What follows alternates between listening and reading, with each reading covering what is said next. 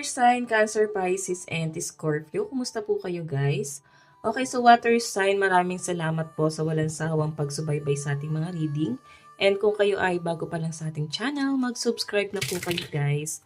And i-click mo na rin yung ating notification bell para lagi po kayo guys updated sa ating mga bagong upload. So tignan natin guys, ano ba ang inyong gabay? Water sign. Gabay po ni water sign.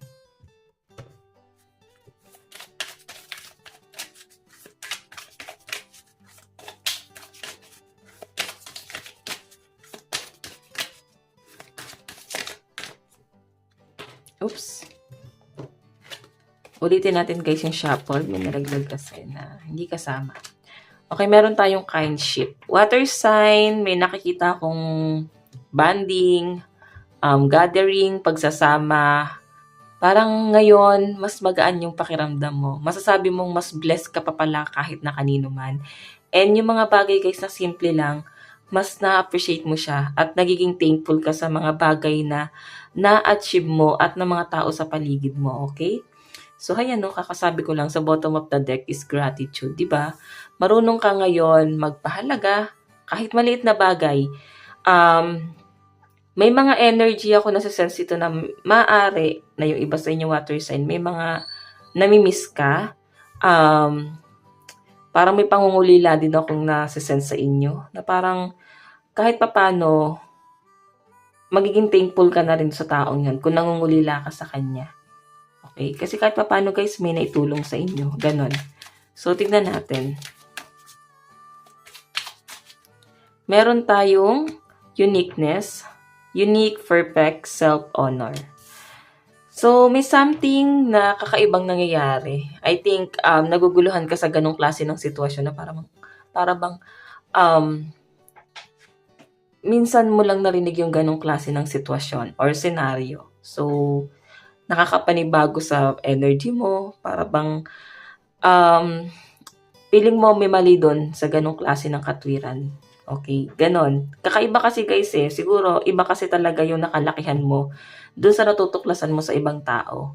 Okay, pwedeng culture to guys, pwedeng meron kang nakikita sa mga foreigner, pwedeng nasa ibang bansa ka na malayong-malayo guys sa Pilipinas. Okay? Uniqueness So, tignan pa natin guys.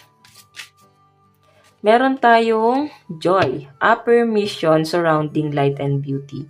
So, nakikita ko guys yung pagiging light ng energy mo. Sabihin na natin, yes, pagod ka talaga ngayon, pero thankful ka guys. And sobrang excited ng energy na nasasagap ko sa mga water sign ngayon. Nakikita ko rin guys yung pagiging maaliwalas ng energy mo. As in, napaka-light lang talaga ng energy mo. Napakakalmado. Sabihin na natin may mga mabunganga sa paligid mo, may mga negative energy. Pero guys, hindi mo na iniisipin. Parang masaya ka pa nga na, ay, sa wakas parang kahit papano kailangan maging thankful na kahit ganun sila, nakakasama mo sila. So, maliit na bagay guys, ma-appreciate mo ngayong araw. Okay? So, tingnan natin guys, ano pang ipapakita. Water sign.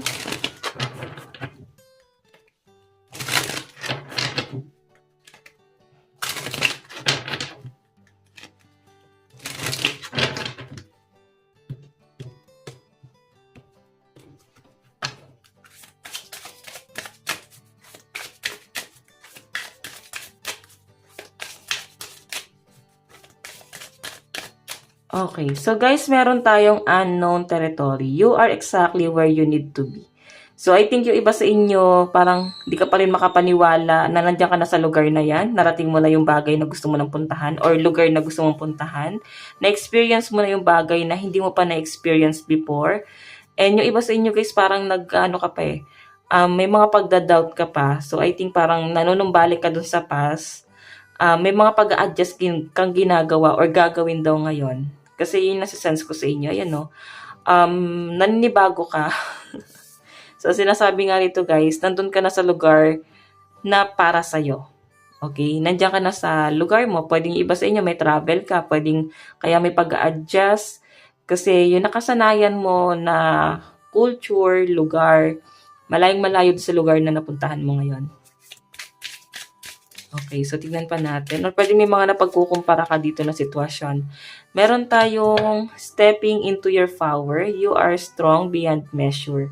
So nakikita ko guys, pagka may nakikita kang proseso or nakikita mo na may laban ka, parang mas lumalakas yung loob mo. Okay? Nakikita ko yung pagiging strong, independent person ng mga water sign and para bang habang palapit ka ng palapit doon sa lugar or doon sa goal mo, sa gusto mong ma-achieve, parang mas lumalakas yung loob mo, mas nagiging passionate ka doon sa bagay na yon. Okay? Kasi nakikita mong nagkakaroon ng resulta. Tignan pa natin. Meron po tayong transformation, a fresh new way of living emerge.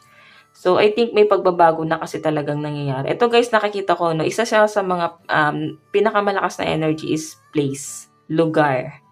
Okay, parang na-amaze ka, magaan yung energy mo, masaya yung energy mo, natutuwa ka sa kung saan ka man pupunta, pwedeng may travel ka, masaya ka dun sa lugar na yon. Kung ano man yung na-experience mo ngayon, mas magaan yung energy. So, tingnan natin guys pagdating sa inyong career.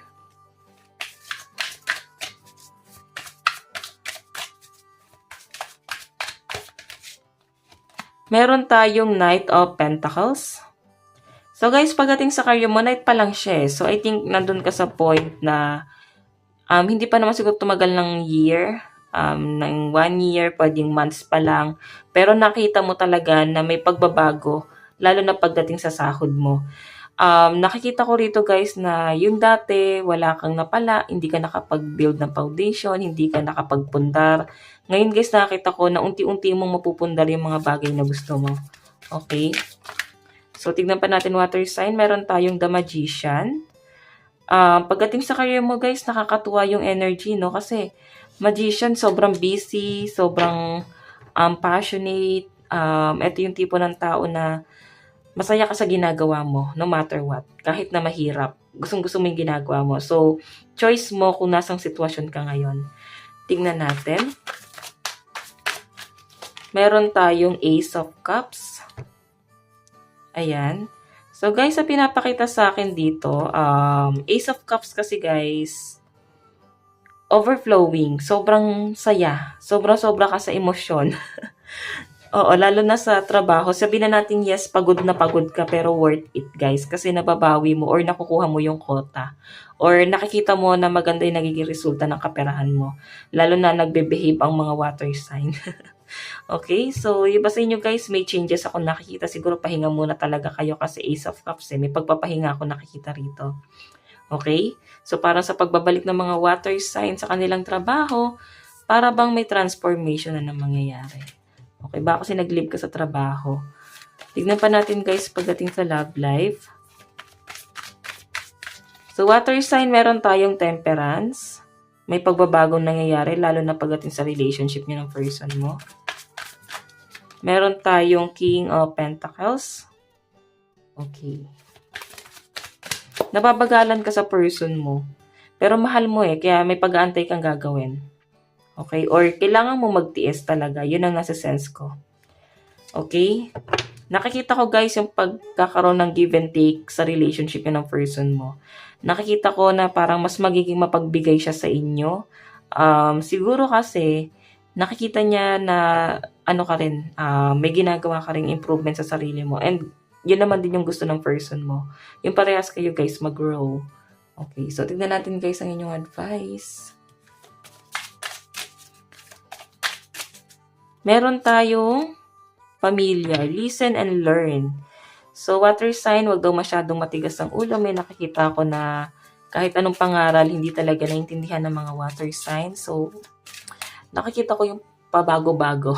Pabago-bago sa mood ng mga water sign. So, tignan pa natin, meron tayong Ceres, love and mother yourself. So, sa mga nanay rito, sa mga tatay, nakikita ko yung pagiging mas mapagmahal ka ngayon sa mga anak mo. Okay, mas maalaga ka sa kanila guys. Or mas binavalue mo yung parents mo ngayon or kung ikaw ay magulang, nakikita mo yung paglalambing na ginagawa ng mga anak mo. Ngayon guys, nakita ko yung pagiging hands-on lalo na pagdating sa responsibilidad sa mga anak, lalo na sa mga nag-aalaga ng mga anak, huwag natin nilalang yan, nag-aalaga ng mga anak, walang work, sa bahay lang, okay? Nakikita ko yung sakripisyo ng mga water sign. So guys, ito lang naman po ang inyong reading. Hanggang sa muli. God bless and love you all. Thank you.